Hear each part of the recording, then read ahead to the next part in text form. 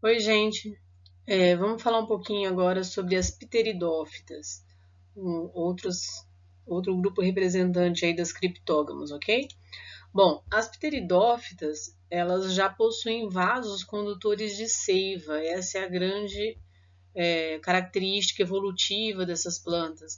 Se vocês notarem nas imagens que eu coletei aqui para vocês, diferente do grupo anterior das briófitas, as pteridófitas já têm um tamanho significativo, que pode chegar até mesmo a 2 metros, tá? Há um tempo atrás se usava um grupo específico, uma espécie, um gênero específico de pteridófitas, para inclusive produzir vasos chamados de xaxim. Se alguém tiver alguma avó, alguém mais antigo aí, há cerca de 20 anos atrás, mais ou menos, era comum se usarem troncos de pteridófitas de samambaias, com essa designação, xaxim, para fazer vaso, ok? Bom, elas são representadas, portanto, pelas samambaias. Aqui tem uma imagem, né, das avencas, aqui são as samambaias, avencas, e um outro grupo que eu não coletei imagem aqui, chamada renda portuguesa, que as pessoas de mais idade também gostam bastante. Para quem curte aí verde, elas são plantas muito bonitas, muito exuberantes. Então, primeira coisa que vocês têm que ter em mente é essa característica de serem maiores, exatamente porque elas adquiriram esses vasos condutores de seiva aí, o que permite que elas sejam um pouco maiores. Atentem-se a essas estruturazinhas que aparecem embaixo das folhas, nós falaremos sobre elas já já.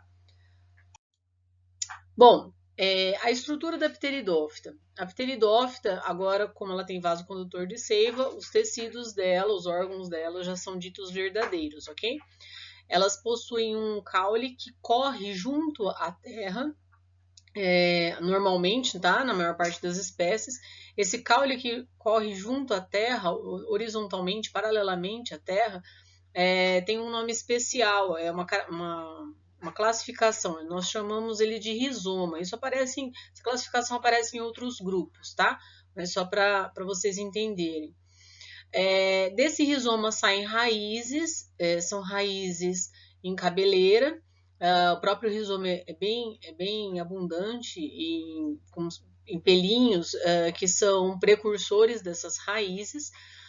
E aí, desse caule horizontal à terra, que passa sobre a terra, nós temos a folha. Notem que a folha é toda essa estrutura aqui, tá? E não somente essas menores, como erroneamente a gente costuma achar.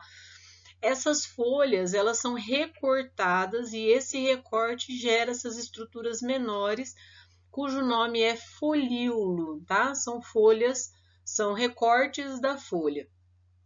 Embaixo dessas folhas, quando o esporófito dessa planta já está maduro, ele vai apresentar estruturas que são aquelas que eu pedi para vocês observarem no slide anterior, essas bolinhas embaixo aqui.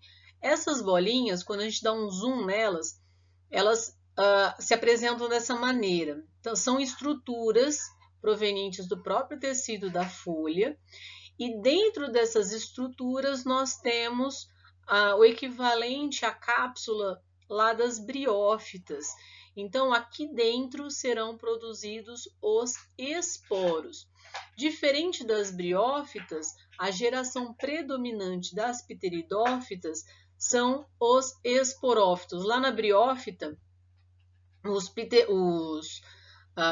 esporófitos eles eram perenes, eles morriam depois de um tempo, e o que permaneceram gametófito. Aqui é o contrário, esse aqui é o esporófito, é a geração predominante, é a geração que a gente vê mais, enquanto o gametófito ele acaba sendo destruído pelo crescimento do esporófito, ok? Vamos ver a reprodução. O ciclo reprodutivo das duas é muito parecido, tá? Apesar da morfologia das duas serem bem distintas, o ciclo reprodutivo ainda é bem semelhante. Inclusive em relação à dependência da água. Se vocês observarem, a gente vai encontrar com mais facilidade as pteridófitas também em ambiente aquático, úmido. Diferente das briófitas, pode ser um pouco menos úmido, exatamente porque elas não dependem tanto mais da água para a condução de seus nutrientes, é mais para reprodução mesmo. Então aqui a gente tem o esporófito adulto já, 2N. Embaixo daquelas estruturas, como eu havia comentado no slide anterior, a gente tem o equivalente à cápsula das briófitas, né? A gente chama de esporângio, ficam dentro dos soros, como vocês puderam ver no slide anterior. Uma vez maduro, ele libera os seus esporos, ele faz uma meiose para a produção desses esporos. Esses esporos caem no ambiente, uma vez no ambiente propício, ele vai germinar e vai dar origem a um gametófito jovem, que é chamado de prótalo, tá? Esse prótalo, como não houve junção de célula aqui, ele veio do esporófito que era haploide, N, só tinha metade do número de cromossomos, ele continua sendo N, tendo somente metade do número de cromossomos. A espécie escolhida aqui para representar esse ciclo, ela é monóica, só tem uma casa, ou seja, uma casa com os dois sexos, ela é hermafrodita. Então a gente vai ter uma região onde a gente vai encontrar os gametas masculinos e uma região onde a gente vai encontrar os gametas femininos. Os nomes são iguais, tá, gente? Então, se vocês souberem o ciclo, os nomes presentes no ciclo da briófita, vocês sabem os nomes presentes no ciclo da pteridófita, ok? Então, lá na região masculina do gametófito, a gente vai ter o anterídeo, que vão produzir os anterozoides também ciliados ou flagelados. Na região feminina, nós temos o arquegônio, que vai produzir a oosfera. Uma vez uma gota de água parada aqui em cima, nesse exemplo, né? Essa água vai permitir que os anterozoides nadem até a oosfera, fecundando a oosfera e dando origem, então, a um zigoto. Já que ocorreu junção de duas células haploides, agora a gente tem uma célula diploide, com 2 N's, ok? Esse zigoto, ele vai crescer da mesma forma que acontecia lá nas briófitas, ele vai crescer sobre o gametófito. Então, notem aqui, ó, o esporófito jovem, né? O zigoto da origem, o esporófito jovem, notem que ele vai crescer sobre o gametófito. Então, é muito comum não encontrarmos esse gametófito no ambiente, a não ser que você tome muito muito cuidado, uma observação bem acurada nessas regiões próximas de cachoeira ou regiões úmidas para a gente conseguir observar o gametófito.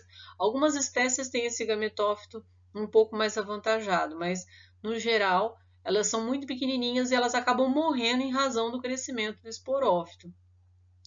O esporófito ele vai, portanto, crescer. A geração gametofítica ela é perene, ela morre assim que o esporófito atinge um certo porte aqui, e aí o ciclo se retoma. O esporófito adulto vai produzir os seus soros, aquelas estruturas, aquelas bolinhas que aparecem aqui embaixo, e dentro dos soros a gente vai encontrar os esporângios e a gente vai ter a retomada do ciclo, ok? Espero que tenha ficado um pouco mais claro, mas a dica que eu tenho para essa aula em específico é: se você souber o ciclo da briófita, você sabe da pteridófita, ok?